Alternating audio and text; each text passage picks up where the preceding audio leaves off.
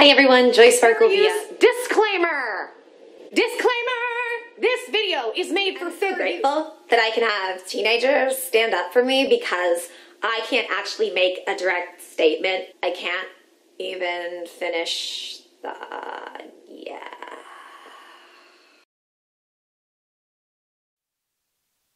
Joy to the world, the Lord is come. Let earth receive her King.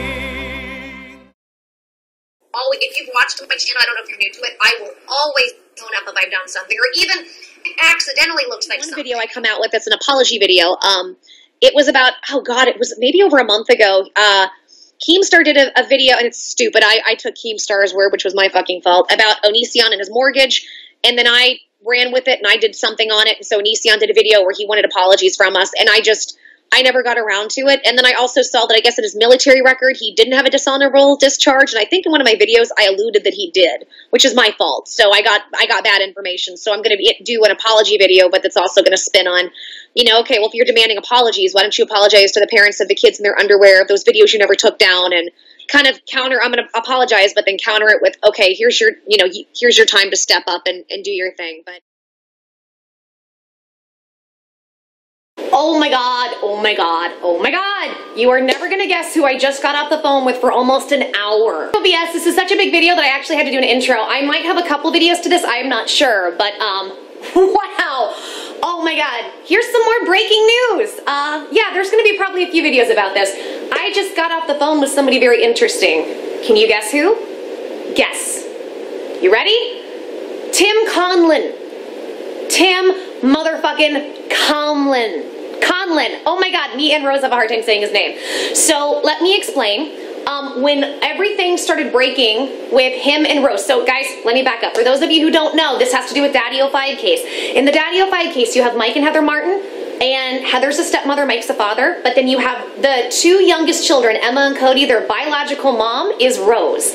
So my friend Chambers of the Heart, which, hey girl, hey, and please go subscribe to her. She between her, Base Mama, and Mad Woman Muses helped orchestrate Rose getting to a lawyer, which would be Tim CONLON. So I had called, so my friend Chambers had kept me up to date about stuff, but she had to be tight-lipped, and then I had to be tight-lipped about some things because of what was going on. We didn't want it to damage anything.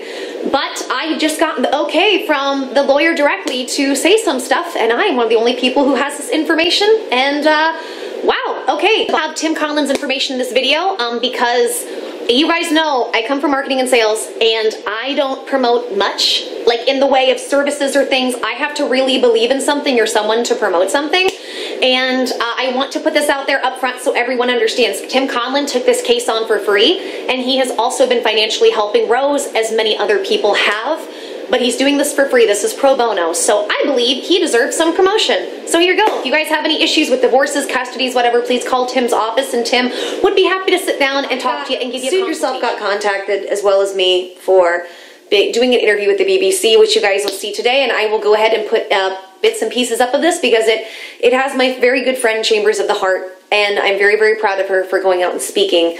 But how did this all go down? So what happened was, first, I woke up it was a couple mornings ago, and Suit Yourself, my buddy had wrote me, and he's like, hey, so BBC reached out to me, and he said, I'm going to give it to Chambers because she knows more about it, and he has no interest in wanting to do things like this, talk to the media, which is very commendable. And I said, okay, cool. And I said, well, yeah, I'll get at her too. I said, if she doesn't want to, I'd be happy to try to talk, but I agree. In my opinion, this is her story, and she should be the one to tell it. So I then saw that I had an invite. So I was trying to call Chambers because we talk on the phone and stuff, and I couldn't get her. So I went ahead and reached out to the contact, and the contact called me immediately. Funny enough, if the media calls you, a lot of times it's on an unknown number. And but got a phone call and talked with a lovely woman, and she wanted to interview me. And I told her, I said, I'd really love to do this, but I will not interview unless you interview my friend Chambers. And she said, well, why? Who's that? They hadn't heard of her. So I explained the situation, and I said, look, I've been covering the story. I know a lot about it. She was the one that directly worked with the mother. I think she has a story to tell. And I said, so if you want to talk to me, you have to talk to her. And when I did that, I knew going into it, that meant I was probably foregoing my interview and giving it to her. And for my ego, that's really hard. It's really hard because That's kind of like a dream for me. You know, I went to school for broadcast journalism. I left the broadcast journalism world because number one, I saw how stressful it is, and number two, I saw the bullshit and the hypocrisy, and I saw who owned it and where the money was going, and that I would never really be able to do the things I wanted. I wanted to do broadcast journalism because I wanted to share myself and tell my story and how I saw the world and to bring things to people, and I knew that would never happen if I went the mainstream route. So it's always been a bit of a dream to do something like the BBC, to be international like that. And it'd be a great, you know, another notch on my resume. But I would not be at peace with myself doing it, knowing that I feel like the story deserved to go to somebody else. If you guys haven't already, please go subscribe to Chambers of the Heart. She's a personal friend. She was the person that low-key orchestrated Rose getting back to her children. Helped, she between her base mama and a Mad Woman Muses, they worked together on that. And I was a little bit aware of some of it, but because they got a lawyer involved who said keep it hush, I didn't know a whole lot, right? But that's respectfully. It is really hard. It is, I haven't seen it yet, but I know it's going to be really hard for me to watch this interview because it's like, that could have been me. But you know what? Life, I've done a lot of successful things. Life isn't always about a notch on the belt, a trophy on the mantle, or doing something successful. Life is about, in my opinion, doing the right thing a lot of the times is the hardest thing. But it is. It's going to be hard, but I have to have faith. And the faith is that the right interview for the right thing and the right story will come to me at the right time. I was working with Rose and the lawyer, Tim Conlon, right up until the trial. Tim was actually calling me specifically. He saw my work with, like, I did a video praising him for wanting to take the case on for free. He's like, and you can go back on his channel and see I'm one of the first people he subscribed to and that he liked my video. So what happened was, well, her name's Chambers of the Heart or whatever. She and I had been, again, when I say YouTube buddies, we had done some work together on, like, the fake kids and some other stuff. And so she had reached out to me and told me she was in contact with the mom. And at that point, I didn't know anything about her. And I said, okay, well, keep me posted. And so when I found out that she was actually a decent person, I found out the story. I said, let me know how I can help. And then I told her, I said, if you want to give Tim my info, here's my info. She said, okay. And then she wrote me back, hey, Tim's not, doing anything with anybody. I said, that's fine. And before that, I had actually called his office and left my information. What I found out was his team was researching videos, and that's where he found mine, and he requested to speak with me, not knowing that I was the person he had been talking to. So he started talking to me directly, and most of this is out there, by the way, most of what I'm telling you right now. He began calling me every other day, every couple days, and he gave me information that he wanted me to put out. The reason being, he said, was the media's were being awful. Basically, the media outlets would, and I did a video on Inside Edition because he said they were the worst. So the media outlets would call him and say, hey, we want to know your guys' side of the story, but we only want to know it if we can interview the kids. To which they said, fuck you, we're not letting you talk to the kids.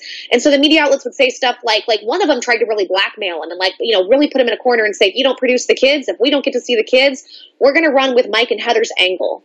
And so that was the whole thing. So he was so upset. He said, hey, you've been the loudest consistent voice. Maybe not the loudest voice overall, right? Because there's Philip DeFranco and Keemstar, but you've been a consistent voice. So he started feeding me information to put out right up until the first day of that trial. Once the gag order happened, I didn't hear from him, which, obviously. But I had somebody who was at the courtroom because the courtroom was open to the public. And this was a surprise, by the way. I didn't know this was going to happen. Call me and say, hey, I want to give you the details of what happened. And I said, is it legal? They said, yes, the courtroom is open. Now, it's not legal for Tim, Rose, or the other team to talk about it, but it is legal for anybody to talk about it who was there. There was media, there was a full courtroom. And so I got all the details of what happened. And I also got the details of the end results. And as a result, I sat there with all of this information. And I could have put it out and gotten a lot of views and X, Y, and Z, but I made the conscious decision from what I found out, not to say anything. And I had a plan. This will come out later. The plan was I was only going to speak up if the media spoke up. But the media stayed silent, so I stayed silent with it. What happened recently was Nick Monroe, who has been working with him as well. So Nick Monroe, Chambers of the Heart, and Base Mama all decided to turn on me. There are reasons for this. There are reasons there are reasons, but they're stupid reasons. So, for instance, if you followed Locale at all, there's a former friend of mine named who's been, and I don't see much of it, but people send me stuff that he's been on there, and he's made some videos about me, which, you know, that's fine. He has every right to do if that's what he wants to do. But wrote them a long email telling them what a horrible person I am. It's just a long, there's no evidence, there's nothing to it. It's just, she's an awful person. Get this to as many people as you can. So from there, they decided that that was what that they were going to do. Their narrative has been that Rose was scared of me and scared of my videos. I'm still in contact with all of them, and she said that's absolutely untrue. That's not the case. So they just took what did and ran with it, and I also think there might have been jealousy or attention stuff going on, because that's all I've been able to get. Hey guys, your humble host. So this video is going to be directed at Joy real quick. I'm not going to do this for very long because, yeah. Anyway, Joy, me and you went through the Daddy of 5 stuff. We had our fallout. Bottom line, I never really addressed you dragging my name through the mud, or any of your accusations or false rumors that you wanted to throw at me that were later proven to be false. Anyway, I still keep in contact with Rose, and for those of you who do not know who Rose is, or Rosie Hall, she's the biological mother of Emma and Cody. So the case is still going, but no new information due to the gag order.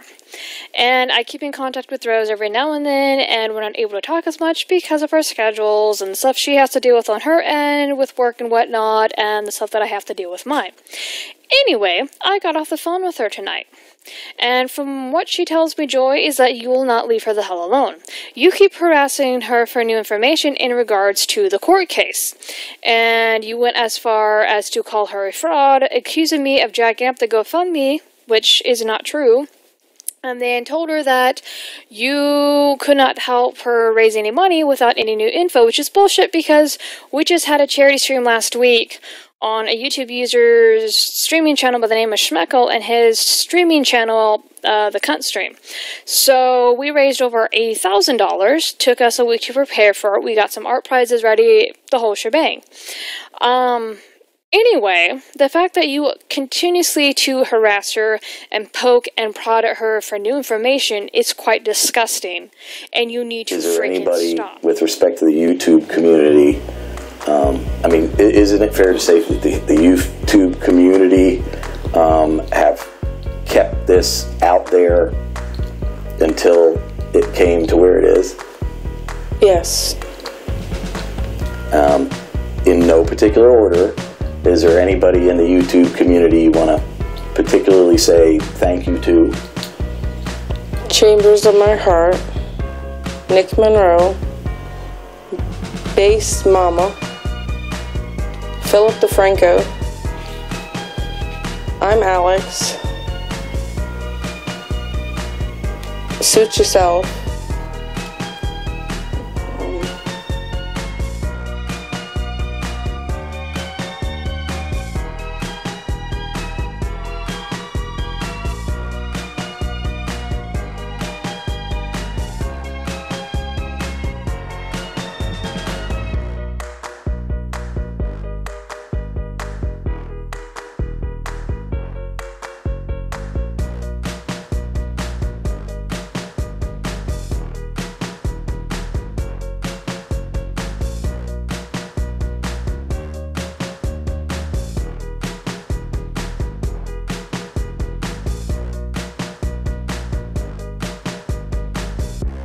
This is my life's work.